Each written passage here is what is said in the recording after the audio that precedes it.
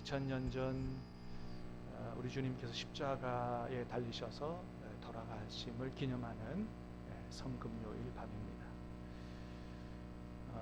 2000년 전 오늘 예수님이 십자가에 달려 돌아가셨다고 해서 우리가 그렇게 슬퍼할 일만은 아니지요. 오히려 더 슬픔보다는 더 감사가 더 크게 나타나야 할 줄로 믿습니다. 왜 그렇습니까? 주님께서 십자가에 달려 돌아가심은 힘이 없어서 그렇게 달려 돌아가신 게 아니고, 또 무슨 죄가 있어서 그렇게 처벌을 받으셔서 돌아가신 게 아니고, 저와 여러분들을 죄와 지옥의 권세 가운데서 건져주시기 위해서 우리를 대신해서 죽으신 죽음이기 때문에 주님의 죽음이 슬픈 일이지만 그보다 더 우리가 하나님 앞에 우리 중심으로부터 우러나오는 감사가 더 커야 할 것이다 라고 하는 것입니다. 자, 예수님 십자가에 돌아가셨는데, 여러분, 예수님을 십자가에 누가 죽였을까요? 로마 군병들이 죽였을까요? 아니면 대제사장들이 죽였을까요? 아니면 마지막 재판한 빌라도가 죽였을까요? 물론 성경을 보면 그들이 재판하고 그들이 처형했다고 성경이 기록을 하고 있습니다. 자, 그런데 영적인 눈이 열리면 많은 사람들이 어떻게 고백을 합니까? 예수님을 로마 군병이 죽인 게 아니라 내가 죽인 거다, 이렇게 고백을 하게 되죠. 왜 그래요? 예수님 십자가에 돌아가신 이유가 나의 죄 때문에 나를 살리시기 위해서 돌아가셨으니까 내가 예수님을 십자가에 달게 한 것이나 진배 없다. 내가 예수님을 십자가에 못 박은 것이다. 그렇게 고백을 하게 되지요. 자, 그런데 여러분, 우리가 거기서 멈추면 안 됩니다. 사실은 내가 예수님 십자가에 못 박았다고 하는 그 고백도 참 소중하지만, 사실은 예수님을 십자가에 누가 죽였느냐? 성부 하나님이 죽으셨습니다. 그렇죠? 성부 하나님이 죽으셨어요. 왜 그렇다고요? 저와 여러분을 죄와 지옥의 권세 가운데서 건져주시기 위해서, 저와 여러분을 그토록 사랑하시기 때문에. 믿으십니까? 그렇습니다. 그것 때문에 우리 대신 예수님을 십자가에 못 박으신 거예요. 성부 하나님이 그렇게 하신 거예요. 정말로 그렇게까지 우리를 사랑하시기 때문에. 여러분, 우리가 누군가를 정말 사랑하면 감출 수 없죠. 기침과 사랑은 감출 수 없다는 얘기도 있는 것처럼 감출 수 없어요. 정말로 사랑하면 그 표현에 티가 나게 돼 있고 또 표현하게 되어 있죠. 사람마다 자기의 사랑을 표현하는 방법이 다 달라요. 어떤 사람은 말로 표현하고, 그죠? 내가 정말 당신을 사랑해, 말로 표현하고, 어떤 사람은 편지를 막 절절히 써서 자기 사랑을 표현합니다. 어떤 사람은 아주 비싼 선물을 사서, 어떤 사람은 명품백도 사고, 어떤 사람은 다이아 반지도 사고, 선물을 통해서 자기 사랑을 표현하기도 하고요. 어떤 사람은 얼마나 자기 애인을 사랑하는지 아주 차에다가 이렇게 하트를 그려갖고 거기다가 무슨 이니셜을 붙여서 JH 하트 이렇게. 어떤 사람은 자기 몸에다 문신을 새겨가지고 내가 너를 이렇게 사랑한다, 이렇게 표현하는 사람도 있습니다. 근데 어떤 사람도 있냐 하면 자기 사랑하는 사람을 위해서 목숨까지 내주는 그런 사람도 있습니다. 사랑의 표현이 다 다른데 모두가 다 말로 하는 사람은 말로 하는 것만큼만 사랑한다 이런 건 아니겠지만은, 그래도 그런 여러 가지 사랑의 표현 방법 중에서 그래도 어떤 모습이 가장 큰 사랑이다, 이렇게 말할 수 있겠어요? 사랑하는 사람을 위해서 목숨을 내주는, 그거보다 더 큰 사랑이 어디 있겠습니까? 그래서 여러분, 주님도 요한복음 15장 13절에서 뭐라고 말씀하세요? 시작. 사람이 친구를 위하여 자기 목숨을 버리면 이보다 더 큰 사랑이 없다고 말씀하십니다. 그렇잖아요. 가장 귀한 내 목숨까지 주는 그런 사람보다 더 큰 사랑이 어디 있어요? 근데 여러분, 누가 우리를 그렇게 사랑하셨다고요? 하나님이 우리를 그렇게 사랑하셨다는 거예요. 하나님이, 예수님이 저와 여러분을 그렇게 사랑하셨다는 거예요. 그것도 우리가 뭔가를 잘할 때가 아니라는 것입니다. 우리가 의인 되었을 때가 아니고 죄인 되었을 때에, 우리가 하나님 앞에 죄를 지어서 원수 같은 그런 존재가 되었을 때에 그렇게 사랑하셨다는 것입니다. 여러분, 어떻게 죄를 지은 사람을 사랑할 수 있을까요? 한번 생각해 보십시다. 여러분 같으면 죄 지은 사람 사랑할 수 있겠어요? 보통은 그러잖아요. 누구와 이렇게 연애를 하다가도 나중에 그 사람이 파렴치한 죄를 지은 사람인 것이 드러나면 관계를 정리하죠. 보통은 헤어지죠. 예. 알고 보니까 당신 그런 사람이었어? 그리고 막 좋아하다가도 죄가 드러나면 서로 헤어지게 마련이죠. 그런데 어떻게 우리가 의인 되었을 때도 아니고 죄인 되었을 때에 우리를 위해서 목숨을 버리는 그런 사랑을 할 수 있느냐는 거예요. 여러분, 왜 하나님은, 왜 예수님은 우리를 그렇게까지 사랑하시는 걸까요? 제가 생각해 봤어요. 근데 다른 걸로는 해석이 안 돼요. 왜? 어떻게 그렇게 우리를 사랑하실 수 있으실까? 그건 다른 답이 없다고 생각합니다. 단 하나, 하나님이 우리의 아버지가 되시기 때문에. 여러분, 성경은 우리에게 분명히 말씀하십니다. 저와 여러분을 누가 만드셨다고요? 하나님이 믿습니까? 하나님이 만드셨다고 말씀하세요. 그것도 누구 형상으로? 하나님의 형상을 따라 우리를 하나님이 만드셨다는 거예요. 창세기 5장 말씀입니다. 시작. 아담 자손의 계보가 이러하니라. 하나님이 사람을 창조하실 때 하나님의 형상대로 남자와 여자를 창조하셨고, 그들이 창조되던 날에 하나님이 그들에게 복을 주시고 그들의 이름을 사람이라 일컬. 하나님이 하나님의 형상대로 남자와 여자를 창조하셨다는 거예요. 그러니까 모든 사람은 누가 만드셨다?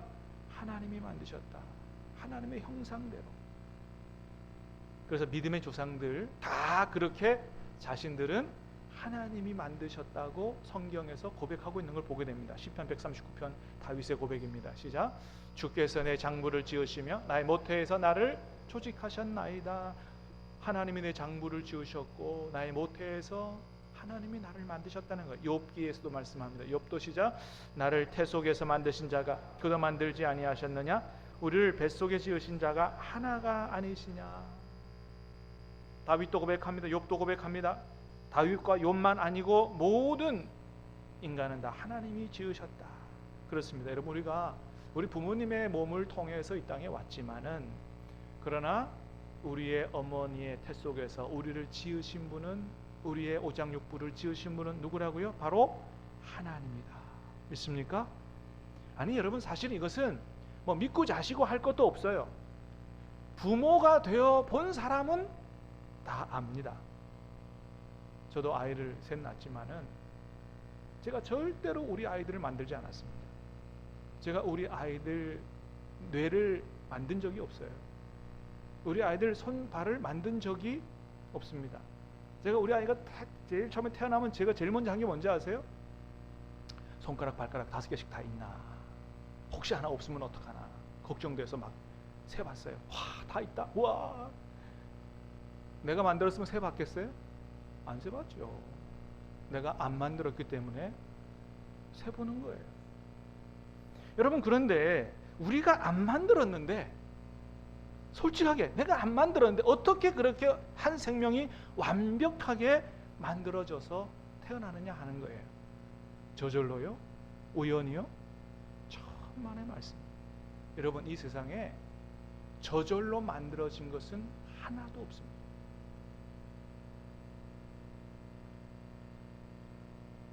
생명체가 없는 이 컵, 사람하고는 비교도 할 수 없는 이 아주 간단한 거. 여러분, 이것도 누가? 만들었기 때문에 있는 거지 이게 저절로 생겨난 게 아닙니다. 근데 만일에 어떤 사람이, 여러분 주변에 어떤 사람이 이 컵을 보면서 누가 만들었다고 안 하고 저거 저절로 생겨났다라고 말을 하는 사람이 있다면 그 사람 어디 보내야 돼요? 그럼 정신병원에 보내야 되는 거예요. 여러분 이 컵 하나도 그냥 생겨나지 않아요. 여러분 우리 몸을 생각해 보세요. 얼마나 완벽하게 만들어진지 몰라요. 유전자 하나만 잘못돼도 장애를 가지고 태어나고요. 혈관 하나만 막혀도 목숨이 위태롭습니다. 그런데 100조 개나 되는 세포가 다 완벽하게 들어맞아 가지고 눈은 눈의 자리에, 코는 코의 자리에, 이렇게 오장육부 자리에 하나도 뒤섞이지 않고 이게 완벽하게 만들어져 가지고 이렇게 착 태어났는데 저절로 됐다? 그건 여러분 머리가 없든지 아무 생각이나 분별도 없이 그냥 맹신에 가까운 거예요. 차라리 어떻게 믿는 게 합리적인 거냐? 하나님을 모를지라도 어떤 전능한 어떤 존재가 있어가지고 정말 어떤 전능한 조물주가 있어가지고 그 사람을 그렇게 만들었다라고 믿는 게 합리적이지, 저절로 됐다고 얘기하는 사람은 정말 큰 문제가 있는 사람이에요. 근데 여러분 우리가 뭐 하나님을도 모르고 그냥 이렇게 어떤 조물주가 만들었다 이렇게 뭐 추론해서 그렇게 믿자는 것도 아니고, 여러분 성경이 어떻게 분명히 말씀해요? 이 세상 모든 사람은 누가 만드셨다? 하나님이 만드셨다고 분명히 말씀합니다. 믿습니까? 할렐루야. 그게 분명하다면, 하나님이 저와 여러분들을 만드셨다면 하나님은 우리의 아버지가 되시는 줄로 믿습니다. 나를 지으신 이가 하나님, 나를 보내신 이도 하나님, 나를 부르신 이도 하나님, 나의 나 된 것은 다 하나님 은혜라. 믿습니까? 네. 나를 지으신 이가 하나님이세요. 하나님의 은혜예요. 그래서 본래부터 하나님이 우리의 아버지셨던 것입니다. 그렇기 때문에 하나님이 우리를 위해서 십자가에 못 박혀 죽으실 수가 있는 거예요. 하나님이 우리 아버지시기 때문에 비록 우리가 죄를 졌다 할지라도 우리를 향한 하나님의 사랑은 변하지 않는 것입니다. 하나님이 우리 아버지시기 때문에 우리를 구원하기 위하여 목숨까지도 버릴 수가 있는 거예요. 왜요? 그게 부모의 마음이기 때문에 그렇습니다. 제가 아이들을 키우면서 애들이 어릴 때 이렇게 제일 애들이 이쁠 때가 언제냐면은 이렇게 실컷 먹고 이렇게 잠잘 때, 잠잘 때는 날개만 없지 진짜 다 천사더라고요. 제일 이뻐. 그때 그 아이를 바라보면서 참 행복한데, 그때 문득 그런 생각이 들더라고요. 만일 이 아이가 나중에 무슨 문제가 생겨가지고 내 장기를 꺼내서 이식해야 되는 날이 온다면 어떻게 할까? 그럴 수 있을 것 같더라고요. 얼마든지 꺼내줄 수 있을 것 같더라고요. 왜요? 내 자식이니까. 여러분 그게 누구의 마음이에요? 그게 부모의 마음이에요. 제가 엊그제 화요일에 갑자기 서울의 장례식장에 다녀왔다고 제가 잠깐 말씀드렸죠. 신학교 때부터 아주 친하게 지냈던, 형제처럼 지냈던 목사님이에요. 아들이 갑자기 사고로 세상을 떠났어요. 이 주간에 사실 특세 중이고 뭐 오늘 성금요일 설교 또 부활주일 설교가 너무 준비할 게 많아요. 그런데도 안 갈 수 없는 정도로 가까운, 정말 그 목사님은 저에게 남이 아니기 때문에 열일을 제쳐놓고 하나님 설교 알아서 하세요. 나 그냥 알아서 주세요. 그리고 갔어요. 갔는데 가보니까 너무 기가 막힌 거예요. 진짜. 아들과 딸이 둘이 있어요. 첫째가 아들이고 둘째가 딸이에요. 그러니까 사고로 세상을 떠난 아이는 첫째 아들이고 아들이 걔 하나예요. 얼마나 잘 키워놨는지 20여 년 잘 키워서 대학생을 만들어 놨어요. 공부도 얼마나 잘했는지 경희대학을 다니다가 이번에 편입시험 쳐서 연세대학을 들어갔어요. 이제 연세대학을 막 이제 입학해서 다니고 있는 중이에요. 가서 영정사정 보니까 영정사진이 너무 잘생겼어요. 정말 연예인 뺨치도록 잘생겼어요. 그런 아들이 갑자기 세상을 떠났으니 여러분, 이게 얼마나 기가 막힌 일이에요. 한번 생각해 보세요. 아들이 둘도 있는 것도 아니에요. 아들 열심히 공부시켜서 자기도 열심히 노력해서 공부도 잘했어요. 생기기도 잘생겼어. 거기다가 목사님 아들이야. 기가 막힌 일이죠. 아버지는 할 말도 없고 어머니는 거의 실신지경이에요. 생각만 하면 까무러치는 거예요. 그러다가 정신이 돌아오면 계속해서 무슨 얘기 하냐 하면 나를 그 아이 곁으로 데려다 달라는 거예요. 나는 안 살아도 좋다는 겁니다. 내가 아들하고만 같이 있을 수 있다면 나는 세상을 떠나도 좋다는 거예요. 그게 어머니 마음이죠. 저는 이번 기회로 자식을 향한 부모의 사랑이 얼마나 엄청나고 절절한지를 다시 한번 확실히 깨달았습니다. 제가 그 아이의 부모가 아닌데도 그렇게 마음이 아픕니다. 그 아이의 부모들은, 하나밖에 없는 아들을 잃은 그 아이의 부모는 얼마나 마음이 찢어지겠느냐 하는 것입니다. 근데 여러분, 오늘 자신의 하나밖에 없는 외아들을 잃은 아버지가 또 한 분 계십니다. 누구냐? 하나님 아버지. 왜 하나밖에 없는 독생자 예수님을 잃어버리셨어요? 저와 여러분을 살리시기 위해서, 저와 여러분을 죄와 지옥의 권세 가운데서 건져주셔서 영원한 하나님의 자녀로 정말 천국에서 살 수 있도록 하기 위해서 그렇게 십자가에 아들을 잃어버리셨다고 하는 것입니다.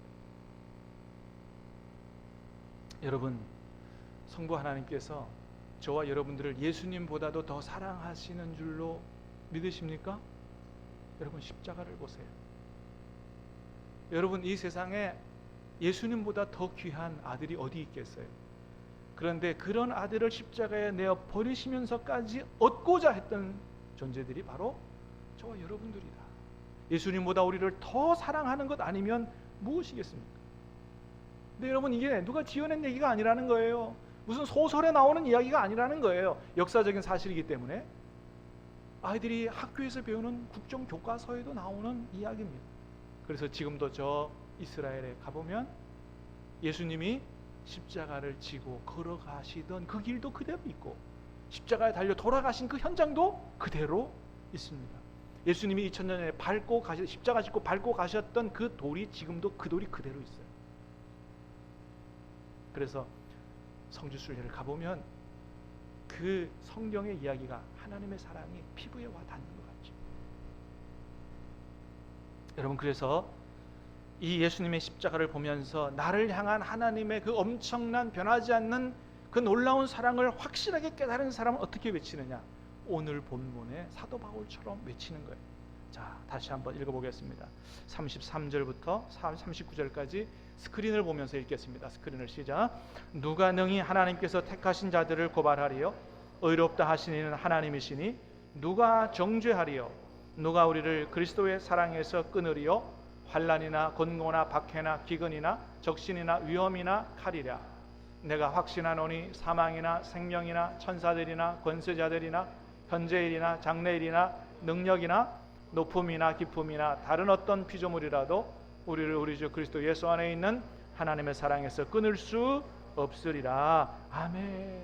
믿습니까? 누가 능히 하나님 택하신 자들을 고발하겠느냐? 의롭다 하시니는 하나님이시니 누가 정죄하겠느냐? 누가 우리를 그리스도의 삶에서 끊겠느냐? 끊을 수 없다는 거예요. 여러분, 우리를 구원하기 위해, 우리를 하나님의 자녀 삼으시기 위해 독생자 예수님까지 십자가에 내어주신 그 하나님의 사랑은 영원히 변하지 않는 줄로 믿습니다. 이 십자가의 사랑 위에 든든히 설 수 있게 되기를 주님의 이름으로 축복합니다. 누가 뭐라 그래도 나는 하나님을 사랑하는 사람이다. 여러분, 확신하고 살아가시길 바랍니다. 그래서 그런 확신을 가진 바울이 이렇게 고백했어요. 36절 37절입니다. 시작. 기록된 바 우리가 종일 주를 위하여 죽임을 당하게 되며 도살당할 양을 과 같으니라. 그러나 이 모든 일에 우리를 사랑하시는 이로 말미암아 우리가 넉넉히 이기느니라. 아멘. 우리가 종일 주를 위하여 죽임을 당하게 되며 도살당할 양같이 여김을 받아나이다. 너무너무나 많은 핍박과 고난과 환난 가운데 있었다는 거예요. 그러나 그럼에도 불구하고 바울은 얘기합니다. 이 모든 일에 우리를 사랑하시는 이로 말미암아 우리가 넉넉히 이기느니라. 어떻게 이겨요? 나를 사랑하시는 이 때문에. 할렐루야. 엄청난 고난을 당하지만은, 내가 죽음의 위협 앞에 있지만은, 그러나 나를 향한 그 하나님의 사랑을 생각할 때 억지로 가까스로 이기는 것도 아니고 어떻게 해요? 넉넉히 이긴다고 고백합니다. 사랑하는 여러분, 저와 여러분이 이런 고백이 저와 여러분의 고백될 수 있기를 주님의 이름으로 축복합니다. 어떤 어려움을 만나도, 여러분 죽음 앞에 간다 할지라도 염려하거나 불안하거나 두려워하지 마시길 바랍니다. 하나님의 사랑이 떠나지 않기 때문이에요. 여러분, 정말로 하나님이 나를 그토록 사랑하시고 그 사랑이 내가 잘못하고 죄를 짓고 하는데도 불구하고 변하지 않고, 어떤 일이 있어도 하나님이 나를 붙들고 계시고 인도하고 계시고 반드시 구원하여 나를 천국 보내실 것이 분명하다고 한다면 무엇이 두렵겠습니까? 중병이 두렵겠어요? 가난이 두렵겠어요?